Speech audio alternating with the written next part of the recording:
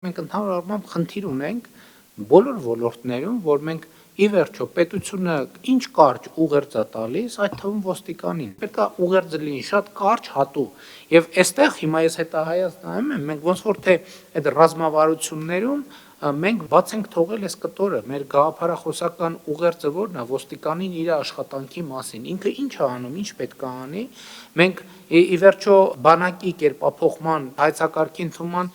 կոնտեքստում էլ ենք այս թեմային առնչվում, եւ սա շատ կարեւոր բան է, պետությունը ինչ է ասում իր ոստիկանին, իր աշակերտին, իր ուսուցչին, իր քննիչին, իր պաշտոնյային, եւ այդ գաղափարախոսական աշխատանքը շատ կարեւոր է եւ այդ թվում նաեւ քաղաքացի եւ ոստիկան հարաբերությունների առումով, որովհետեւ այո, դա ակնհայտ է, որ մենք ոստիկանությանը ուժային կառույցներին պետքա ճիշտ կանոնակարգենք իրենց աշխատանքի մեջ, բայց մյուս կողմից ես համաձայն եմ նաեւ, որ ոստիկանն է պաշտպանության կարիք ունի։ Մենք պետք է այս իրավիճակի նրբությունները հասկանանք եւ հետեւաբար իսկ առաջարկեի, որ այստեղ էլ մտածենք բանակի կերպափոխման հայեցակարգում մենք ոնց որ թե անդրադարձել ենք ԱԱԾ, ոստիկանություն, փրկարար եւ այլն եւ այլն։ Այս առումով sense հայեցակարգային այդ ֆոնային բաներին մենք արդեն պետքա շատ մեծ ուշադրություն դարձնենք եւ բոլոր ուղղություններով մեր գաղափարաբանությունները, հայեցակարգերը պետական պետքա կարողանանք աշխատել ձևակերպել, որը բայց սկզբանե իմանանք շատ բարդ աշխատանք է եւ հեշտ չի լինելու։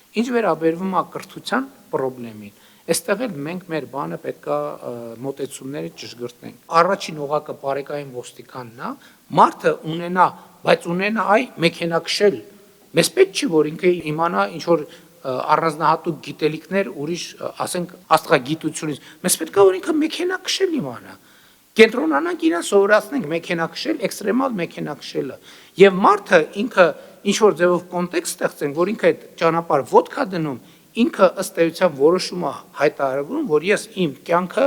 կապում եմ ոստիկանությունում ծառայության հետ։ Եվ իր կարիերայի առաջընթացը ապահովելիս ամեն փուլում մենք իրան վերապատրաստենք, այսինքն ինքը իմանա, որ ընդհանուր ոստիկանությունում ամենաբարձրաստիճան պաշտոն ինքը կարողանալու է հավակնել, այդ դիպլոմից կապվածությունը փոխենք եւ ինքը ամեն իր առաջընթացի համար գնա ոստիկանության ակադեմիա,